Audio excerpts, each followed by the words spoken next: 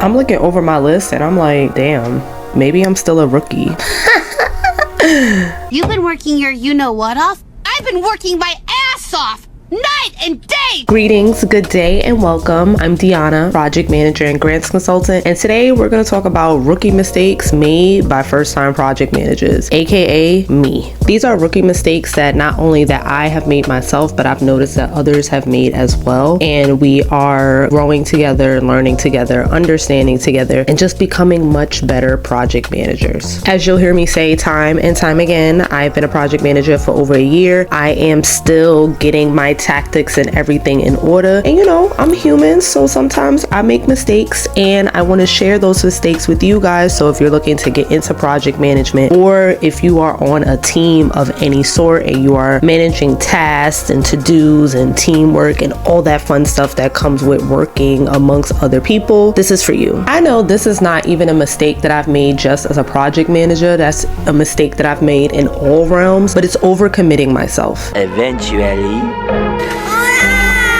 This one, overcommitting, literally is why I say I still feel like a rookie, because I be having a hard time saying no. Yes, we want to make sure everything is getting done and that people are satisfied with our work and that we never really want to say no. But I am telling you now, practice saying no and make sure that you keep your schedule as realistic as possible. It is inevitable that if you got too much on your calendar, you got too much on your to-do list, there's too much dip on your chip, the chip is gonna break. Just because you have a lot of things to do and you have too many assignments, that does not necessarily mean that you are doing a good job. And I had to tell myself that. When I took on way too many things, not only was that impacting the quality of my work, but it was also impacting my health. I found myself having to constantly work, no breaks. Sometimes I would forget to eat or even just grab a cup of water. I'm tired of this, Grandpa! That's too damn bad! We're not overcommitting anymore. It's not good for you, it's not good for me, it's not good for our work environment. It's okay to say no.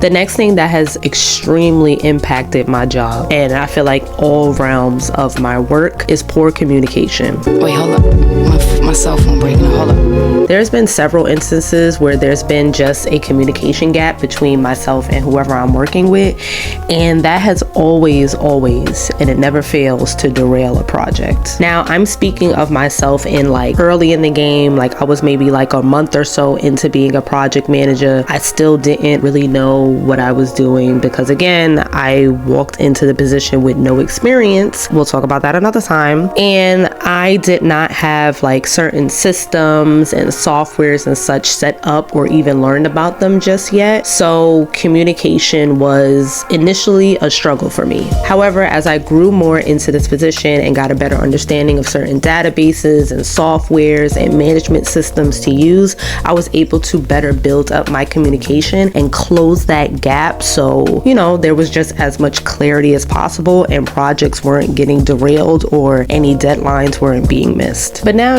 I'm a seasoned girl, so I know what things to put in place. I know what emails I need to set up and send out. I know what tools and such to use to keep in contact with people. I got my communication down packed now. But if your communication is poor, I want you to fix that tonight. Next, I wouldn't say I myself have experienced it this much, but I would say that I have tried to enact this and felt that it was being neglected. But one rookie mistake is neglecting team input. I think it is astronomical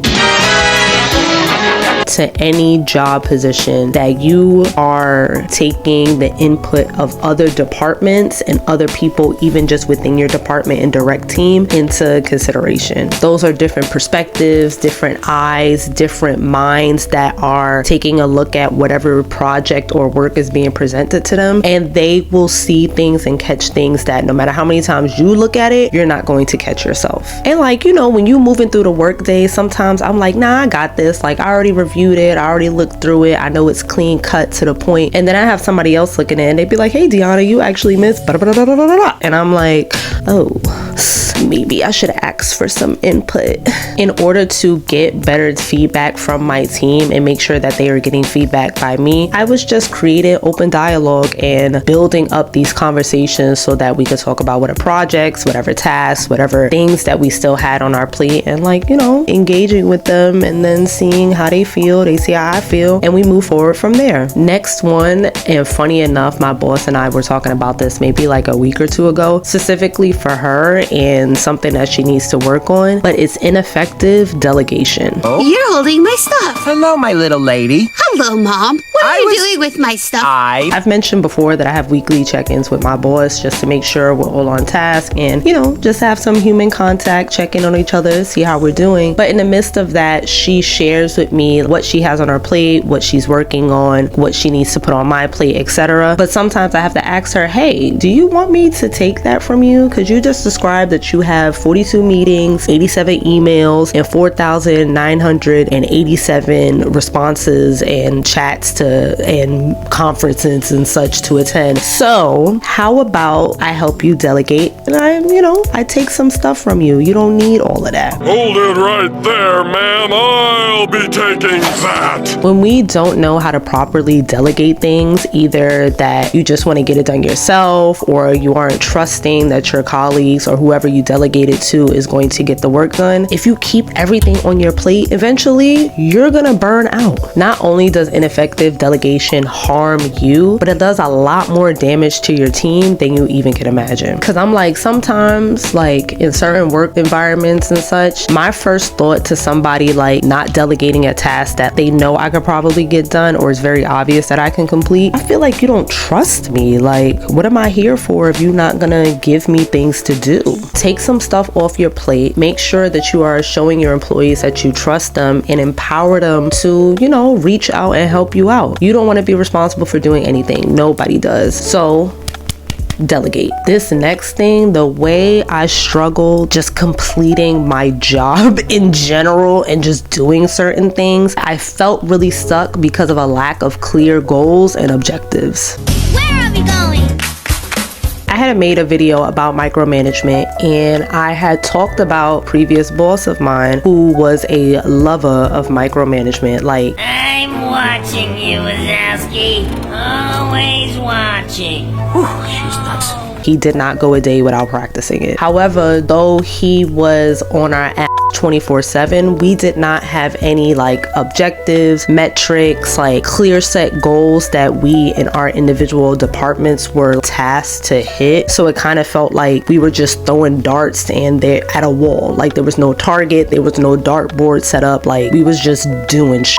With that, we didn't have any clear direction as to where our work was going. And as a result, the organization suffered. Each of our departments suffered. I mean, he's not working there anymore. I think that says enough. The organization now has very clear set metrics. They have very particular deadlines that they want to make sure that these metrics are accomplished in. And now each of the employees have clear goals and objectives that they're following to, to stay the course, to stay the path. Funny enough, the next thing on my list just goes perfectly with my old boss, but it's ignoring feedback and metric updates. Great. I think I got it, but just in case, tell me the whole thing again. I wasn't listening. Like I said, we didn't really have much metrics. He was just micromanaging. It was a hard time. One of the things that I still don't know why he did it, but he would ask us for feedback. So he would provide us surveys that were pretty extensive and we would take the time to answer them. But then we would proceed into the next quarter and it was like we never took those surveys in the first place. And it wasn't just surveys about how we feel about the work environment. There were also things pertaining to the projects that we were working on. Because he did not take anything that we said into consideration, there was a lot of warning signs and red flags on our projects and interacting with certain like donors and requirements and reports and stuff that were missed. Now, learning from him, I make sure that not only that I'm getting feedback from my clients, from my coworkers and fellow employees, etc., but that I am also making sure that I am taking that feedback into consideration and utilizing it in my work work as well. It does not make sense for me to try to get feedback from people if I'm just gonna read it and shrug my shoulders. That don't make no sense. Getting feedback on certain tasks and metrics and updates and such has been a tremendous help. As I said, getting different eyes and minds and perspectives on a project just makes your life and the project's life that much easier, and just makes the flow of work that much more steady and consistent. Damn, I made this list. Am I triggered? Man, yo, anybody who has had an old boss that like really traumatized them when they were working with them, like, I feel you.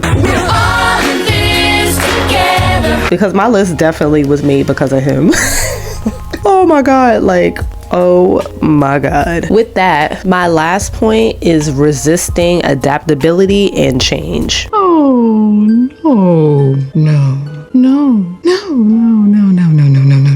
This manager was so inflexible. Is that how you say it? He was just not flexible. He didn't budge on like certain structures and ways of going about completing tasks and projects and work and such. Like, even if it was like structures designed that went against what I needed to do or anybody else needed to do, he really didn't give a Because I'm big and you're small, and I'm right and you're wrong, and there's nothing you can do about it. Especially in my line of work where deadlines and requirements and eligibility are fluctuating on like a daily basis, and a funder can ask for something one day but then needs something completely different the next. There's no way that you cannot be adaptable and willing to change. And in any form of work, the work day is not going to be the same every single day. How you operate on Monday, January, I don't know, what was a Monday date? Let's say Monday, January 8th is not the same way that you're going to operate on Monday, January 15th. Days change, and you need to be able to adapt and adjust to the day at hand. Having this level of flexibility as a project manager is going to be vital in whatever project management setting that you're in, whether it's in tech, whether you are in development and fundraising, whether you are working with animals or whatever the case may be. If you hold the title project manager, flexibility and adaptability need to be a part of your lingo. You should know the definition of those words without thinking about it. You need to be able to go through each of your days and flex and bend accordingly. Not saying that you should break your back. I'm not saying that at all. Remember, the first thing that I said is that a mistake that is made a lot is overcommitment. So I'm not saying that. I'm saying, like I said, each day is not going to be the same. So you have to make sure that you are able to balance and bend and flex when necessary so that your day can proceed and the projects can get done. I've only been in the project management game for like a year and a half now, maybe a little less. So there's still a lot of things that I am learning. There's still a lot of ways that I am growing. And, you know, I'm just taking it one day at a time. If you too are a project manager, or, you know, somebody just in the workforce that has made similar mistakes or any other mistake, and you're not shy about talking about them, put them in the comments and share some tips of how you overcame them. I am always willing and wanting to learn. As always, I hope you found this helpful. If you did, please make sure to like, share, and subscribe if you're not already down with the Guru community. And until next time, bye y'all.